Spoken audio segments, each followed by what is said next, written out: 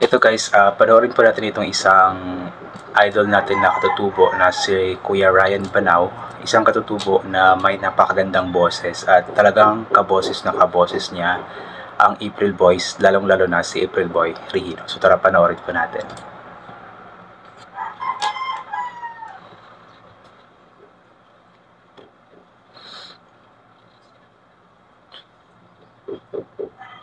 Oh, diba? Ano pa ba kaya ang gagawin ko? Makita mo sana ang mga pagsisikap ko, umaabot ang mga nais mo.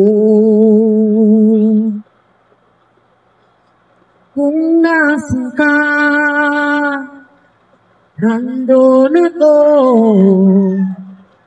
Kung problema'y dumating, asahan mo, nandyan ako.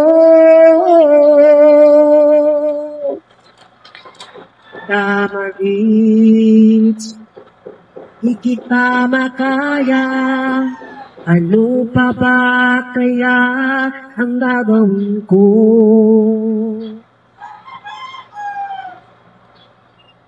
Sana ang mga pagsisikap ko, umaabot ang mga nais mo. Mayaman ka, mahirap lang ako. Ngunit kung kailangan tulong, asahan mo, nandyan ako. Ang galing ng boses, no? Oh, magandang tanghali daw. Ayan. Talaga yung boses niya is April Boys na April Boys. Mas napakaganda ng boses ni Kuya. Siya po si Ryan Banao, isang katutubo. I'm not sure kung ano po yung tribo niya, pero isa po siyang katutubo. At marami siyang mga cover songs and mostly is mga kanta ng April Boys. Ayan. Tsaka iba pang mga songs na Nasaan ka? Nandun ako. Kung problema'y dumating, asahan mo, nandyan ako. Tamarit, di kita makaya. Ano pa ba kaya ang gagawin ko? Makita mo sana ang mga pagsisikap ko, umaabot ang mga ayun, tapos na. So yun nga po ay si Kuya Ryan Banao, isa nga pong katutubo na talagang napaka-talented, napakaganda ng boses at talagang kaboses na kakaboses ng April Boys, especially kaboses ni April Boy Regino. So sana i-support po natin si Kuya Ryan Banao guys. Meron siyang Facebook account na Ryan Banao, pero itong mga videos po niya is mostly nakapost sa page ni Marvy. So sana i-support po natin at panoorin yung mga videos niya doon, talagang mapapaanga kayo sa kanya kasi napakaganda talaga ng kanyang boses.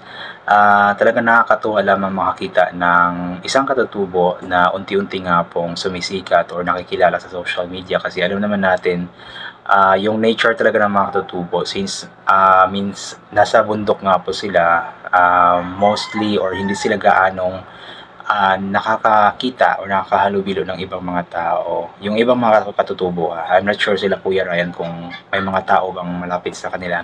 Kasi mostly sa mga katutubo is nasa bundok nakatira, so malayo sa kabihasnan. So medyo mahihain sila pagdating sa mga ganito, yung pagpapakita ng kanilang mga talento. Kaya natutuwa ako na may mga katutubo na unti-unti nga pong nakikilala at sumisikat ngayon. Just like si Kuya Ryan Banao, talagang hindi siya nahihiya na ibahagi ang kanyang talento. Kasi talagang hindi naman kahiya-hiya yung kanyang talento kasi napakaganda talaga ng kanyang boses. So maraming mga katutubo ngayon guys ang unti-unting sumisikat at number 1 na nga po dyan si Elias J. Lintukan na talagang nagbibigay ng inspirasyon sa mga katulad niyang mga katutubo na kaya nilang gawin, kaya nilang umangat, kaya nilang makipagsabayan sa mga tao sa patag kahit na taga-bundok sila. Yun ang pinatunayan ni Elias na hindi hadlang ang isang tribo or kahit na nasa bundok nakatira, kahit na isang katutubo siya, ay hindi ito naging hadlang para maipakilala or maibahagi niya ang kanyang talento sa nakakaraming mga tao. Kaya ngayon nga po is unti-unti na nga pong sumisikat si Elias JTV. And I am hoping na sana maging itong si Kuya Ryan Banao. Ayan. May nagpapanday sa labas. So anyway, sana po si Kuya Ryan Banao nga po is maging katulad ni Elias JTV na sana sumikat din, makilala at mas maibahagi or makatungtong sa isang malaking stage at maibahagi ang kanyang talento sa napakaraming mga tao sa kanyang harapan. So we are hoping na sana mangyari yun kay Kuya, and also sana makasali siya sa, grabe, pasensya na po guys, may nagpapanday. Anyway, yun nga po, sana makasali si Kuya Ryan Banao sa mga competition sa TV, just like sa The Voice, sa Tawag ng Tanghalan, sa Singkaling, sa The Clash, at ang Hana ng Kampiyon. Nang sa ganun is mas may bahagi pa niya sa iba pang mga tao or mas nakakaraming mga tao ang kanyang talento sa pagkanta, kasi alam ko marami talaga ang hanga sa kanya kung mabigyan lamang siya ng pagkakataon na mapanood sa TV. Kasi ngayon pa nga lang, kahit na sa social media lamang siya nakikilala, ay marami na talaga ang humahanga sa kanya. So how much more pa kaya kung mapanood talaga siya sa TV mismo, sa national TV, at panigurado akong marami talaga ang magkakadara pa na kunin siya, or yun, syempre mga producer, mga director na magugustuhan siya, ganoon. So yun, hanggang dito na lamang po muna itong gagawin ko na reaction video. So thank you so much po sa lahat ng mga palaging pumabalik sa aking YouTube channel. Inuulit ko nga po palagi na magaling po natin madasal, magpasalamat sa lahat ng mga bagay na ating natatanggap kahit na hindi po natin ito hinihingi. Kasi nga po lahat ng mga bagay na meron tayo ay kaloob sa atin ng ating Panginoon, at wala ang mga bagay na ito kung hindi dahil sa Kanya. Can always bring pa yung kapote, sombrero, or anything na pwede maging proteksyon sa katawan kapag lalabas po tayo, nang sa ganun kapag mainit ay hindi po tayo mainitan, o kapag biglang umulan na hindi po tayo mababasa ng ulan. And always take vitamin C para maboost ang ating immune system, at hindi po tayo matatamaan agad-agad ng kung ano namang mga sakit-sakit, especially sa panahon ngayon na paiba-iba nga po yung napakainit, tapos bigla-bigla na lamang pong umuulan. So once again, inuulit ko, hanggang dito na lamang po muna ito. God bless po sa ating lahat, at bye po na. Ugaling po natin magdasal, magpasalamat sa Kanya, okay? And ingat-ingat po. God bless, bye-bye.